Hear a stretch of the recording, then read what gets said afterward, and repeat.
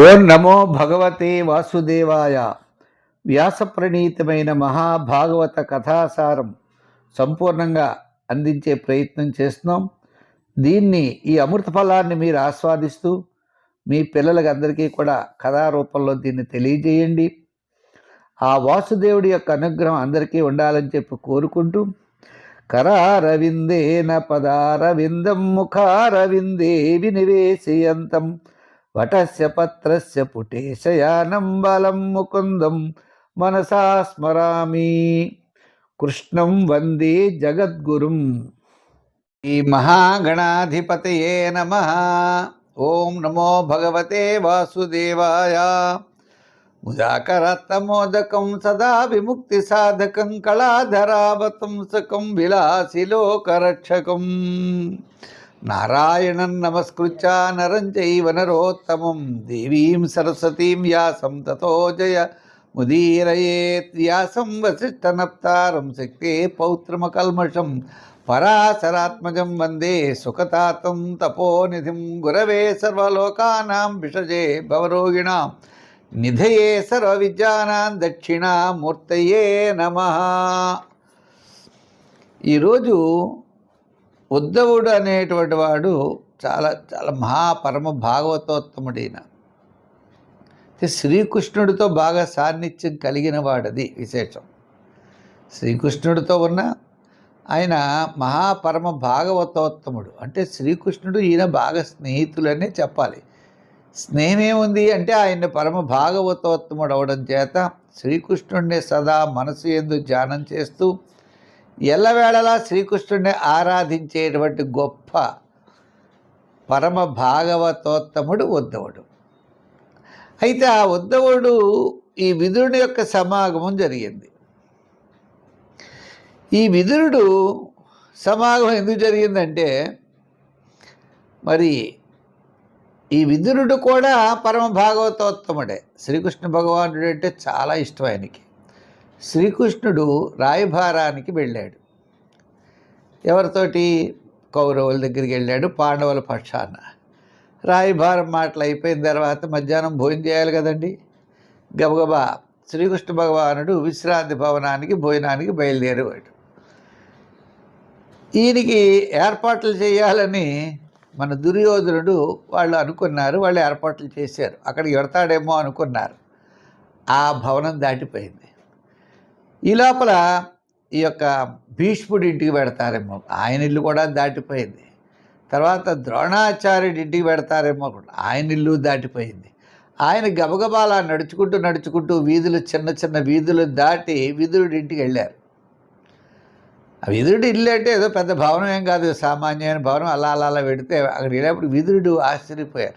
విదురుడు భార్య, ఇటు శ్రీకృష్ణ భగవానుడు మన ఇంటికి ఆతిథ్యానికి రావడమా, మనం ఎంతో అదృష్టం, పూర్వజన్మ పుణ్య సుకృతం వల్ల మనకి ఇటువంటి అదృష్ట మహాభాగ్యం లభించింది అని వెంటనే శ్రీకృష్ణ భగవానుడు వచ్చిన ఆయన్ని పాదములకు నీళ్లు ఇచ్చి ఆయన అంటే అర్ఘ్యపాద్యాదులన్నీ ఇచ్చి పూజించి సత్కారం చేసి ఆయనకి స్వల్పమైనటువంటి వాళ్ళ దగ్గర ఉన్నటువంటి కదమూల ఫలాలు లాంటివి అనుకోండి, అటువంటి ఫలాలు. మరి వాడు సాధువులు కదా, అంటే పరమ భాగవతోత్తములు సత్వగుణం కలిగినటువంటి ఆహారాన్ని భుజిస్తారు. వాడు రజోగుణం కలిగిన ఆహారాన్ని వారు భుజించరు. అటువంటి సత్వగుణం కలిగినటువంటి ఆహారాన్ని స్వామికి సమర్పించారన్నమాట. అంటే విదురుడు అంటే అడిగారు, విదురుడు బలరాముడు అడిగాడు, ఏమయ్యా నువ్వు ఆయన ఇంటికి ఎందుకు వెళ్ళావంటే, మరి ఆయన మనల్ని కోరేవారి ఇంటికి వెళ్ళాలి కదండి. మనల్ని అంటే గౌరవం కలిగి, మనం అంటే సదా భక్తి కలిగిన వాళ్ళ ఇంటికి వెళ్ళాలి. నేనంటే చాలా అభిమానం ఆయనకి, విదురుడికి. అటువంటి విదురుడి ఇంటికి వెళ్ళాలి, ధర్మం ఉంది అక్కడ, ధర్మం ఉన్న చోటకి మనం వెళ్ళాలి, ఎక్కడ పడితే అక్కడికి వెళ్ళకూడదు అని ధర్మం కలిగినటువంటి విదురుడు గృహానికి తెచ్చినటువంటి మహానుభావుడు శ్రీకృష్ణుడు. అటువంటి వాడు విదురుడు. ఈ విదురుడు అంటే విదురుడికినో మరి ధృతరాష్ట్రుడికి గొడవ వచ్చింది. ఏమిటి గొడవ ఎందుకు వచ్చిందంటే, మరి విదురుడు వాళ్ళ అన్నదమ్ములే కదండి, ఒకసారి జన్మించిన వాళ్ళే వీళ్ళంతా.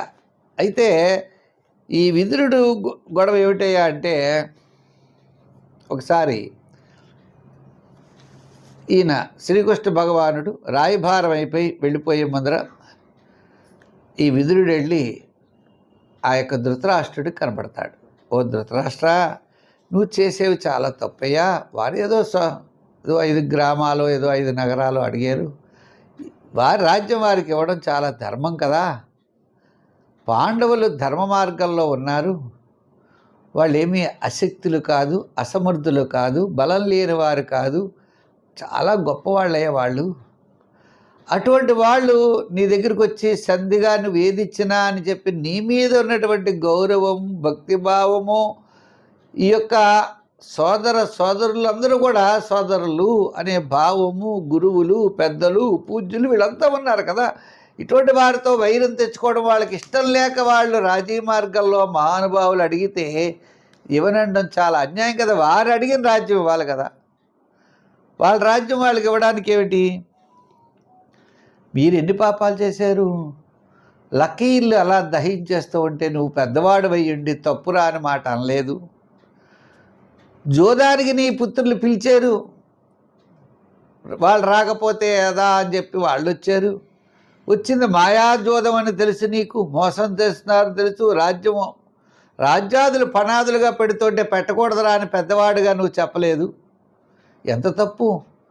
రాజ్యం పోయే, అన్నదమ్ములు పోయి అందరూ ఓడిపోవడం ఏంటి? చివరికి ఏకవస్థత కలిగినటువంటి ద్రౌపదీదేవిని ఇడ్చుకురావడం ఏమిటి నీ పుత్రులు? ఇది ఎంత అన్యాయమయ్యా! అలా అన్యాయం జరుగుతున్నప్పుడు ఇది అన్యాయమరా అని నువ్వు చెప్పకపోవడం ఇదెంత అన్యాయం? మహారాజు అయి ఉండి కళ్ళు లేకపోయినా ఏదో ఈ కళ్ళు లేవు, చూడలేదు, కానీ విషయం తెలుసుగా. మరి అటువంటిప్పుడు నువ్వు ఎందుకు చేయలేదు? వాళ్ళ రాజ్యం అపహరించేయాలి, వాళ్ళు గింటెయ్యాలి, వాళ్ళంటే అసలు ఇష్టమే లేదయ్యా నీకు. ధృతరాష్ట్ర, పాండవులంటే ఇష్టం లేదు, పాండుపుత్రులంటే ఇష్టం లేదు. వాళ్ళు కష్టపడడం, వాళ్ళ యొక్క కీర్తి ప్రతిష్టలు నీకు ఈర్ష్యా ద్వేషాలు నీ పుత్రుడికి ఉన్నాయంటే అనుకోవచ్చు, నీకు కూడా ఉండడం ఇది చాలా దారుణం. ఒకవేళ నీకు నిజంగా లేవనుకో, నువ్వు ఖండించాలి కదా, ఖండించడం మానేసావు. పైగా అప్పుడు ఏదో వనవాసం అని షరతులు పెట్టారు. వనవాసాదులు చేసి వచ్చారు వాళ్ళు, న్యాయంగా వచ్చి వాళ్ళ రాజ్యం అడుగుతున్నారు. మహానుభావుడైనటువంటి పరమాత్మ స్వరూపుడైనటువంటి శ్రీకృష్ణుడు రాయభారానిగా వచ్చాడు. వచ్చినప్పుడు మరి నువ్వు న్యాయం చేయాలి కదా. నువ్వు పెద్దవాడివై ఉండి ఏమీ మాట్లాడకపోతే అది నువ్వు ఒప్పుకున్నట్టే లెక్కయ్యా. అంచేత నువ్వు ఇటువంటివన్నీ కూడా చెప్పడానికి వీలు లేదు అని చెప్పి చాలా గట్టిగా విదురుడు ఎవరికి చెప్పాడు? ధృతరాష్ట్రుడికి చెప్పాడు. ధృతరాష్ట్రుడు చెప్పేటప్పటికి ఈ లోపల ఇవన్నీ తన కొడుకు ఉంటాడు కదండి, దుర్యోధనుడు అక్కడే ఉంటాడు. ఎక్కడుంటాడు వాడు? చాలా కోపం వచ్చేసిందనమాట. కోపంతో ఇలా అన్నాడు, ఇత్యూచివాంస్తత్ర సుయోధనేన ప్రవృద్ధ కోపస్ఫురితాధరేణ అసత్కృత సత్ప్రణీయశీల క్షత్తాసకర్ణానుజ సౌబలేన కయేన మత్రోపజుహావజిహ్వం దాస్యాస్వతం యద్బలినైవ పుష్టః తస్మిన్ ప్రతీప పరికృత్య ఆస్తే నిర్వ్యాస్యతామాసు పునర్శ్వసాన. ఆయన అన్నాడు, ఇదంతా కూడా మరి ఏమిటండి ఇంతలా మాట్లాడుతున్నాడు నాన్నగారు మీరు? ఈ విదురుడేంటి ఒక దాసి పుత్రుడు, ఇతనికి మీ పక్కన కూర్చోపెట్టి సత్కారాలు చేసి అన్నీ మనం సమర్పించడం వల్ల మన ఉప్పు తింటూ, మన ఆహారం తింటూ మనల్ని ఎంతేవా చేస్తున్నాడు, మనల్ని అవమానపరుస్తున్నాడు. ఎవడండి ఇతను? ఈ విదురుడు అసలు మీరు ఇంతకాలం మీరు పెంచి పోషించడమే చాలా తప్పు. ఏమిటండి ఈ విదురుడు నీతి ఏమిటి? విదురుడు చెప్పేది ఏముంది? ఎంతసేపు పాండవ పక్షపాతి, పాండవులనే చేశాడని చెప్తాడే, మన యొక్క విశేషాలు చెప్పడా? మనం పాండవులను ఏం చేసాం? ఏమీ చేయలేదే. పాండవులు ఏదో చేసాం, పాండవులు అన్యాయం చేసి, పాండవులు ఏం అన్యాయం చేసాం మనం? అయినా సరే మనం ఇంట్లో భోజనం చేస్తూ మనం ఇచ్చేటువంటి పదార్థాలు తింటూ ఈ దాసి పుత్రుడు మన శత్రువులైనటువంటి పాండవుల యొక్క ఉత్కృష్టను ఇక్కడ ఉచ్చరిస్తున్నాడు. వీడి ఎట్టి పరిస్థితులు లేకుండా ఉండడానికి వీరలేదు, వెంటనే ఇతన్ని గెంటేయాలి అని చెప్పి చాలా కోపం వచ్చిన వాడు ఎలా ఉంటాడంటే ఊగిపోతూ ఉంటాడు, పెదాలన్నీ కదిలిపోతూ ఉంటాయి, ముఖం వంకరగా అయిపోతుంది, భృకుటి కుటిలానన, ఈ నేత్రాలన్నీ ఇలా కదిలిపోతూ ఉంటాయి. ఈ విదురుడిని వెంటనే గెంటెయ్యాలంటున్నాడు. ఇత్యూచివాంస్తత్ర సుయోధనేన ప్రవృద్ధ కోప స్ఫురితాధరేణ. స్ఫురితాధరం కింద పెదివి కంపించినటువంటి, కింద పెదవి కలిగినటువంటి ఈ విదురుణ్ణి గట్టిగా చెప్తున్నాడన్నమాట. సరే, మహానుభావులు ఎప్పుడు కూడా మనల్ని ఎవరైనా తిట్టారనుకోండి బాధపడరు, పొగిడారనుకోండి సంతోషించరు. అది విశేషం. గొప్పవాళ్ళు భాగవతోత్తముల యొక్క విశేషం ఏమిటి? మనల్ని తిట్టారని బాధపడరు, మనల్ని పొగిడారని సంతోషించరు. ఓహో, ఇదంతా భగవంతుడు మాయ, ఓహో మనం ఇక్కడ ఉండకూడదు, ఇక్కడ టైం అయిపోయింది మనకి అని భావించుకున్నాడు. అంటే ఇంకా మనం పక్కకి వెళ్ళిపోవాలి, ఇక్కడ ఉంటే మన భగవంతుడు తప్పించేస్తాడు. మరి అంతే కదండి. నిజంగా ఈ యొక్క విదురుడు వాళ్ళ దగ్గర ఉంటే ఈ విదురుడు కూడా చనిపోవలసిందే. దుర్మార్గుల వైపు ఉంటే అవుతాడు, చివరికి ఇంత నాశనమే లభిస్తుంది కదా. ఆ ఉద్దేశం మీద ఈ విదురుడు అక్కడి నుంచి బయలుదేరి పుణ్యక్షేత్రాలను దర్శించేవాడు. పూర్వకాలం ఏమిటి అంటే మగవాళ్ళు వెళ్ళిపోయినా ఆడవాళ్ళకి పర్వాలేదులేండి, ఆశ్రమం ఆడవాళ్ళని ఇబ్బంది పెట్టేవారు కాదు. ఆ విధంగా ఈ యొక్క విదురుడు తన యొక్క రాజ్యాన్ని వదిలి అలా సరస్వతీ నదీ తీరానికి వెళ్ళాడు. ఆ విదురుడు అక్కడ సరస్వతీ నదీ తీరంలో కల త్రిత, ఉశన, మను, పృథు, అగ్ని సహిత, వాయు, సుధా అంటే మొదలుగా కలిసి గృహ, శ్రద్ధదేవ్ అనే పేర్లతో ప్రసిద్ధి చెందినటువంటి తీర్థాలని సేవించాడు. సేవించి అలా పెడుతూ ఉన్నాడు. పెడుతూ ఉండేప్పుడు కొంతకాలం అయ్యేప్పటికి యుద్ధం చనిపోయిన సంగతులు ఇవన్నీ తెలుస్తూనే ఉంటాయి కదా. ఏం తెలిసినా చనిపోయిన వారికి అందరికీ కూడా అంజలి ఘటిస్తూ, వారికి తీర్థోదకాలు ఇస్తూ, తీర్థరాజాలని సేవిస్తూ ఇలా ఉద్ధవుడి ఇంటికి వెళ్ళాడు. ఈ ఉద్ధవుడు మరి ఆ స్వామినే స్మరిస్తూ ఉంటాడు. ఉద్ధవుడు అంటే మామూలు వాడేం కాదు. ఆ ఉద్ధవుడు కూడా పరమ భాగవతోత్తముడు కదండి. విదురుడు వచ్చాడు. విదురుడు వచ్చేప్పుడు గబగబా రా విదురా అని చెప్పి తీసుకెళ్ళి ఆయన కూర్చోపెట్టి కాళ్ళు చేతులు కట్టుకోవడానికి నీళ్ళన్నీ ఇచ్చి పొలాలన్నీ పెట్టి ఇవన్నీ కూడా ఒకళ్ళొకళ్ళు పరమ భాగవతోత్తములు ఏం మాట్లాడుకుంటారండి? కృష్ణ భగవానుడి గురించే చర్చిస్తారు. ఏ కేటగిరీ వాళ్ళు ఆ కేటగిరీని చర్చిస్తూ ఉంటారట. పిండి వంటలు అంటే ఆ రుచి కలిగినటువంటి భోజన ప్రియులు ఉన్నారనుకోండి, భోజనం గురించి చర్చిస్తారు. ఏమో భోజనాలు ఎలా పెట్టారే అంటూ ఉంటారు. మరి పరమ భాగవతోత్తములు ఏమి సృష్టిస్తారు? ఆ శ్రీకృష్ణ భగవానుడి యొక్క లీలల్ని, సమాచారాన్ని తెలుసుకుంటూ ఉంటారు. ఏమయ్యా నిన్నేమిటి విదురా, నువ్వు మరి హస్తినాపురం నుండి వచ్చేసేవు, ధృతరాష్ట్రుడు ఒప్పుకున్నాడా అని అడిగాడు. ఏముందియా, మనం చెప్పే మాటలు వాళ్ళకి నచ్చవు. సత్యం బ్రూయాత్ ప్రియం బ్రూయాత్ నబ్రూయాత్ సత్యం అప్రియం అన్నారు. ఎదరవాడికి ఇష్టం లేని మాట చెప్పకూడదట. ఎప్పుడు లోకల్లో అది ఆచారం. మనం చెప్పామనుకోండి వాడు వెండవు. ఒరే అబ్బాయి నీకు ఇది నువ్వు చెయ్యొద్దు అన్నావు అనుకోండి, వాడికి ఇష్టం లేదు, వెండవు. వాడికి నచ్చిందే చేస్తాడు. సత్యం బ్రూయాత్ ప్రియం బ్రూయాత్, నిజం చెప్పు, ఎదరవాడికి నచ్చేది చెప్పు. నబ్రూయాత్ సత్యం అప్రియం, అప్రియం నబ్రూయాత్ సత్యం, అది నిజమైనా అవతల వాడికి నువ్వు చెప్పుకో. అలా అని చెప్పి మెచ్చుకుంటాడని అబద్ధము చెప్పకూడదు. వాడికి పొగుడుతాడని చెప్పి మనం అబద్ధాలు చెప్పకూడదు. వాడికి ఇష్టం లేనటువంటి సత్యము చెప్పకూడదట. ఇదట మరి సత్యం చెప్పాడు. మరి విదురుడు ఏం చెప్పాడు? పాండవులకి ఇలా అన్యాయం చేశారు, ఇలా అన్యాయం చేశారు. అవన్నీ రుచిస్తాయి. ఆ ధృతరాష్ట్రుడికి రుచించవు. ఎంచేత రుచించవు అంటే మరి సన్మార్గంలో లేరు వాళ్ళు, సత్సంగులు కాదు. కాబట్టి వాళ్ళకి ఏ విధమైనటువంటి రుచి కూడా రుచించదు. కాబట్టి మనం చెప్పినటువంటివి ఏది కూడా వాళ్ళకి రుచించలేదట. అంచేతనే నన్ను గెంటేశారు. అంచేత ఇటువంటి వారంతా కూడా విశృంఖంగా పెరిగిపోతున్నారు. పాపాత్ములు విపరీతంగా పెరిగిపోయారు ఆ యుగంలో. అక్కడికే ధర్మదేవత ఒంటి కాలు మీద నుంచి 3 కాళ్ళు పనిచేయట్లేదట. భూదేవత బక్క చిక్కిపోయిందట. ఎంచేత పాపాత్ములు ఎక్కువైపోతే మొయ్యలేకపోతున్నారు. భూమి అలా క్షీణించిపోతూ ఉంటుంది. ఇటువంటి సమయంలో ఎవరు ఉద్భవిస్తారయ్యా అంటే సంభవామి యుగే యుగే అన్నాడు శ్రీకృష్ణ పరమాత్మ. ఎప్పుడైతే పాపం పెరిగిపోతుందో, సత్పురుషులు బాధపడుతూ ఉంటారో, వాళ్ళని రక్షించడం కోసం, ఈ భూమిని ప్రక్షాళన చేయడం కోసం పాపాత్ముల్ని సంహరించడం కోసం ఆయన ప్రతి యుగంలో అవతరిస్తూ ఉంటాడు. శ్రీకృష్ణ భగవానుడు కృష్ణావతారాన్ని ఎత్తి ఈ భూమి మీద ఉన్నటువంటి పాపాత్ములు, రాక్షసులు, అసుర సంపదనంతటినీ కూడా నాశనం చేసి ధర్మాన్ని స్థాపించడం కోసం శ్రీకృష్ణ పరమాత్మ అవతరించాడయ్యా. ఆయన కర్త. ఇప్పుడు గొప్పవాళ్ళు ఎప్పుడు కూడా వాళ్ళు చేసి ఎదరు వాళ్ళకి చెప్తూ ఉండాలి. అది వాళ్ళు సత్యవంతులై ఎదరు వాడికి సత్యం చెప్పాలి. వాళ్ళు ధర్మంలో ఉండి ఎదరు వారికి ధర్మం చెప్పాలి. వాళ్ళు జ్ఞానవంతులై ఎదరు వాళ్ళకి జ్ఞానం చెప్పాలి. ఈ విధంగా ఉన్నటువంటి పరిస్థితుల్లో శ్రీకృష్ణ పరమాత్మ తానే ధర్మాన్ని ఆచరించాడు. అంతే కదా. ఆయన పారిపోవడం ఏమిటి? కంసుడికి భయపడి పారిపోవడం ఏమిటండి? ఆయన ఎక్కడో గోపల్లిలో ఆయన దాయడం ఏమిటి? తల్లిదండ్రులు చెరచారలో ఉండడం ఏమిటి? నిమిషంలో ఇలా తలుచుకుంటే చేయలేడా పరమాత్మ? చేయగలడు. కానీ ఆచరిస్తారు. ఎప్పుడు కూడా తాను ఆచరించి ధర్మాన్ని ఆచరిస్తారు.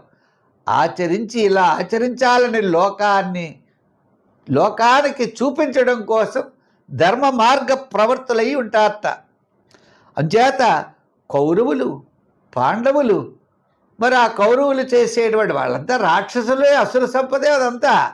అటువంటి రాక్షసులందరినీ సంహరించడం కోసం ఆయన పాండవుల వైపు ఉండి పాండవుల చేత అర్జునుడి చేత యుద్ధం చేయించి ఆ రాక్షస సంహారం అందరినీ చేయించాడు. ఇలా ఆయన జన్మరహితుడే అయినా దుష్టుల్ని శిక్షించాలి అన్నా, శిష్టుల్ని రక్షించాలి అన్నా, ధర్మాన్ని స్థాపించడం కోసం ఆయన స్వామి వాస్తవంగా ఆయనే కర్త అయినా ఆ కర్త అయినప్పటికీ మానవుల్ని కార్యోన్ముఖులుగా చేసి వారిని కూడా దాంట్లో భాగస్వామ్యం చేస్తూ ఉంటాడయ్యా అని చెప్పి ఒకరు కూడా ఆ శ్రీకృష్ణ పరమాత్మ యొక్క గొప్పతనాన్ని చెప్పుకుంటున్నారు. మరి అలా చెప్పుకోకపోతే ఎలా తెలుస్తుంది చెప్పండి? మరి శ్రీకృష్ణుడు భగవానుడి యొక్క తత్వాన్ని ఎవరు చెప్తారే అంటే భాగవతోత్తములే చెప్పగలరు. ప్రతి ఒక్కరికి సాధ్యమయ్యేటువంటి విషయం కాదు ఇది. ఇది ఎవరు ఏ సబ్జెక్ట్ అంటే ఆ పరమ భాగవతోత్తములు ఆ స్వామి యొక్క కథలు వినడం, ఆ స్వామినే స్మరిస్తూ ఉండడం, ఆ స్వామినే మనస్సు యందు ధ్యానించడం, సదా సర్వకాల సర్వావస్థల యందు స్వామినే ధ్యానిస్తూ ఉన్నటువంటి ఆ పరమ భాగవతోత్తములు విదురుడు, మరి రెండో ఆయన ఉద్ధవుడు, వాళ్ళిద్దరూ కూడా మాట్లాడుకుంటూ అజస్య జన్మోత్పథనాశనాయ కర్మాణ్యకర్తుర్గ్రహణాయ పుంసాం నన్వన్యథా కోహరతి దేహయోగం పరో గుణానాముత కర్మతంత్రం తస్య ప్రసన్నాఖిల లోకపానాం అవస్థితాన మనుమాసనస్సే అర్థాయ జాతస్య యదుష్వజస్య వార్తాం సఖే కీర్తయతీర్థకీర్తే అని మరి శ్రీకృష్ణ భగవానుడి యొక్క గొప్పతనాన్ని చెప్పుకుంటున్నారు వారు. ధర్మ సంస్థాపన చేయడం కోసం ఆయన లీలగా అవతరించారు, శ్రీకృష్ణుడుగా అవతరించారు స్వామి.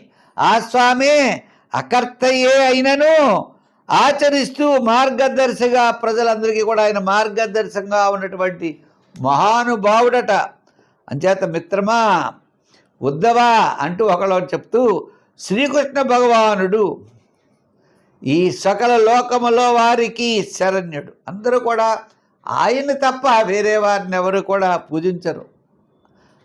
అందరూ కూడా స్వామి భక్తి అనన్యమైన భక్తితో పూజిస్తూ ఉంటారు. సర్వలోకాన్ని రక్షకుడుగా ఉంటున్నాడు కాబట్టి అటువంటి పవిత్రమైన కీర్తి కలిగినటువంటి శ్రీకృష్ణ భగవానుడి యొక్క లీలలు ఏవైనా ఉన్నట్లయితే చెప్పవా అని చెప్పి ఎవరు అడుగుతున్నారు? విదురుడు అడుగుతున్నారు. ఎవరిని? ఉద్ధవుడిని. ఆ ఉద్ధవుడు తన బాల్యంలో ఉన్నటువంటి విశేషాలు, శ్రీకృష్ణుడి యొక్క బాల్యంలో ఉన్నటువంటి విశేషాలు, ఆ శ్రీకృష్ణుడి యొక్క గొప్పతనాన్ని చెబుతూ ఆయన చెబుతూ ఉంటాడు చాలా సరదాగా. ఆయన ఏమిటయ్యా, ఆ రాక్షసుని స్తన్యం పాలు ఇచ్చేటువంటి రాక్షసుని సంహరించి తల్లికి ఎటువంటి ఉన్నతమైన స్థానం ఇచ్చాడో ఆ రాక్షసుకు కూడా అటువంటి ఉన్నతమైన స్థానం ఇచ్చాడయ్యా. దేనికోసం? ఆమె పాలు ఇచ్చింది. పాలు నిజమైన పాల? విషంతో కూడిన పాలు. ఆ విషయం తెలుసు శ్రీకృష్ణ భగవానుడికి. తెలిసినప్పటికీ అటువంటి రాక్షసుకి మాతృమూర్తి యొక్క ఉన్నతమైన స్థానాన్ని పునీత అనే రాక్షసుకి ఇచ్చాడే, ఎంత గొప్పవాడు చెప్పు. అపకారం చేసేవారికి కూడా ఉపకారాన్ని ఇచ్చేటువంటి మహానుభావుడే ఆ శ్రీకృష్ణ భగవానుడు. ఆ భగవానుడి యొక్క లీల గురించి మళ్ళీ మనం తెలుసుకుందాం. మరి ఉద్ధవుడు గొప్ప లీలలు ఎటువంటి విదురుడికి చెప్పాడో అటువంటి లీలలన్నీ కూడా సవిస్తారంగా తెలుసుకుందాం. సర్వే జన సుఖినో భవంతు. ఓం నమో భగవతే వాసుదేవాయ. మరి ఈ కార్యక్రమాన్ని మీరు చూడడమే కాదు, 10 మందికి ప్రతి ఒక్కరికి కూడా షేర్ చేయాలి, లైక్ చేయాలి. భాగవతోత్తములు ఉంటారు, భాగవతం వినాలనే కోరిక కలిగిన వారికి అందరికీ ఇది పంపిస్తే చాలా బాగుంటుందని అనుకుంటూ మనం రేపు మళ్ళీ మంచి విశేషంతో కలుసుకుందాం. స్వస్తి.